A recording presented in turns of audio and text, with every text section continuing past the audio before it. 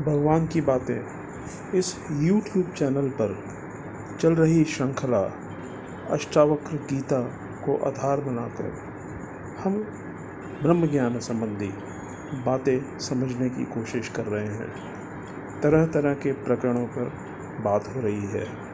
फिलहाल हम अपने अस्थि भास्ति प्रिय रूप यानी कि सच चित्त और आनंद स्वरूप के संबंध में जानने की कोशिश कर रहे हैं।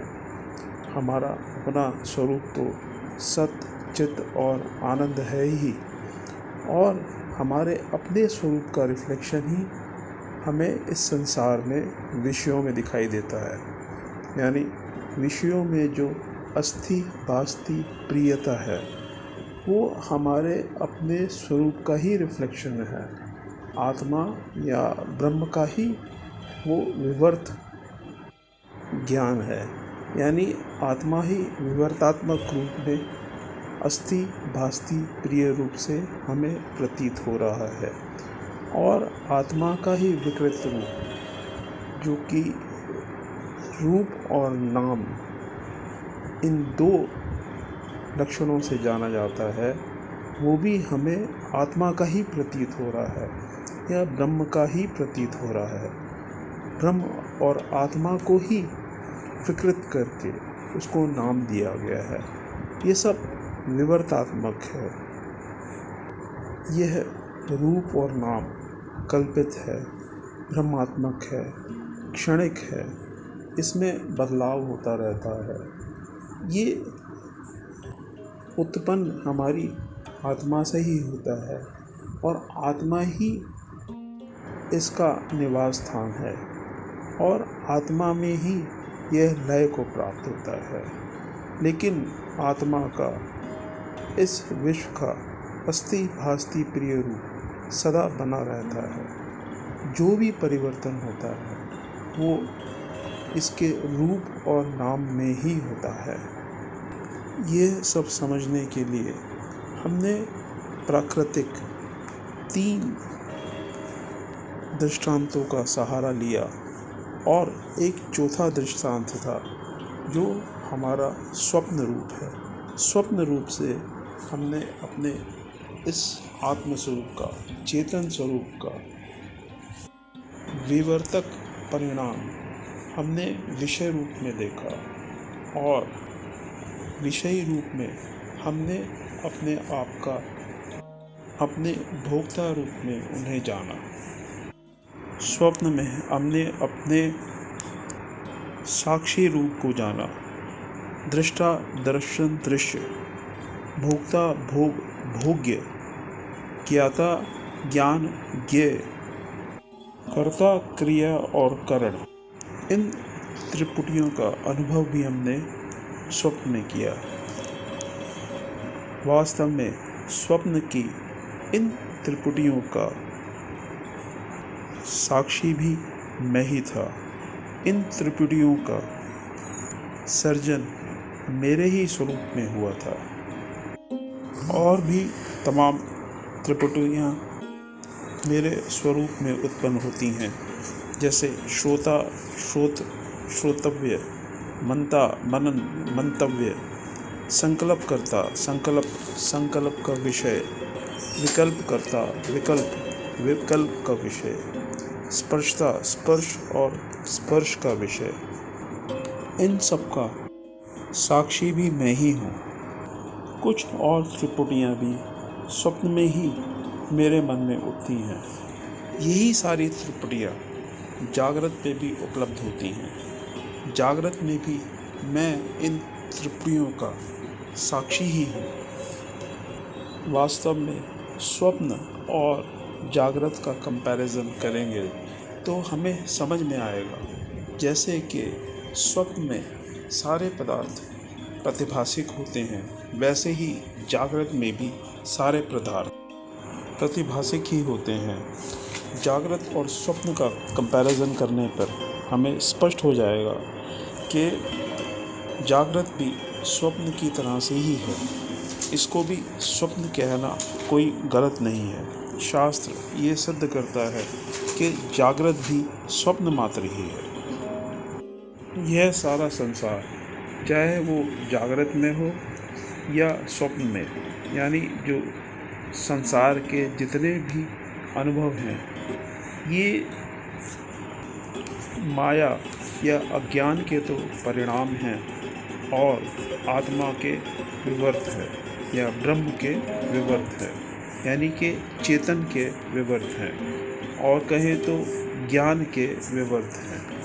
इन सबको समझने के लिए और गहराई में प्रकरण में उतरना पड़ेगा। इनके एक एक स्वरूप को अच्छी तरह से समझना पड़ेगा, त्रिपुटी को समझना पड़ेगा, परिणाम को समझना पड़ेगा, विवर्त को समझना पड़ेगा, और जो दृष्टा स्वरूप है हमारा, बल्कि जो दृष्टा, दर्शन और दृश्य, भोक्ता, भोग और भोग्य, कर्ता, क्रिया और करण का साक्षी स्वरूप है, जो इनसे हमारा चेतन स्वरूप अलग होकर इनको जानता है। जो कर्ता, क्रिया और करण, दृष्टा, दर्शन और दृश्य, भोक्ता, भोग और भोग्य, ये अपने साक्षी स्वरूप को नहीं जानते, वरन हमारा साक्षी स्वरूप ही इनको जानता है। इस प्रकरण को समझने के बाद हमें अपने आत्म स्वरूप की, हमारे मैं स्वरूप की अवस्था का काफ़ी हद तक ज्ञान हो जाएगा। ये सारी त्रिपुटियाँ दर्शन मात्र हैं, विषय मात्र हैं। इनका विषय तो हमारा अपना स्वरूप ही है, जो कि चेतन मात्र है, अविकारी है, सदा रहने वाला है, तीनों कालों में रहने वाला है। उसका किसी भी तरह से परिच्छेद नहीं होता। उसका स्थान, वस्तु या काल से किसी तरह से भी परिच्छेद नहीं होता। वो हर अवस्था में एक समान रूप से विद्यमान है। वो कभी दुखी सुखी नहीं होता। वो अपने आनंद में स्थित है। वो अपने स्वरूप से कभी च्युत नहीं होता। संसार का जितना भी व्यवहार है, सब उसके शासन से होता है, उसकी प्रेजेंस से होता है। अगर वो ना हो तो संसार नाम का कोई पदार्थ ही ना हो। संसार उसके सहारे है, वो संसार के सहारे नहीं है। जब महाप्रलय में संसार नहीं रहता, तब भी वो आत्म तत्व, ब्रह्म तत्व रहता ही है। हम भी जब जीव रूप से सुषुप्ति में, यानी कि गहरी निद्रा में नहीं होते, तब भी हमारा आत्म स्वरूप रहता ही है, जिसका उठ के हम सुख स्वरूप से, अपने होने रूप से अनुभव करते हैं। सुषुप्ति में यानी गहन निद्रा में भी मैं था और मैं आनंद का भोगता था। मैं उस अवस्था में कुछ नहीं जानता था। ये अनुभव, यह स्मृति हमें जागृत में आने पर होती है। हम अपने सुषुप्ति के अनुभव को जागृत में जान लेते हैं। उस अवस्था में जो रूप, जो स्वरूप हमारा था, वो वास्तव में आत्मस्वरूप ही था। यह जीव ही सुषुप्ति में अपनी आत्मा में लय को प्राप्त होता है, उससे एकता को प्राप्त हो जाता है, जिसका अपना वास्तविक स्वरूप चैतन्य ही है। वो अनुभव स्वरूप है। वो मन से, बुद्धि से, ज्ञान इंद्रियों से, कर्म इंद्रियों से या प्राण से या संसार के किसी भी विषय से नहीं जाना जाता। हाँ, उसकी प्रेजेंस इन सब में है, लेकिन वो इन सब का दृष्टा है, साक्षी है। वही इन सब को जान रहा है। इनके जानने से उसका होना सिद्ध होता है।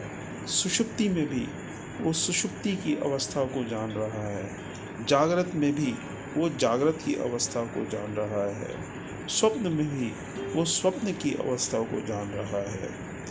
विषय तो बहुत विस्तृत है, इसीलिए इसको समझने में जन्म जन्मांतर लगे होते हैं।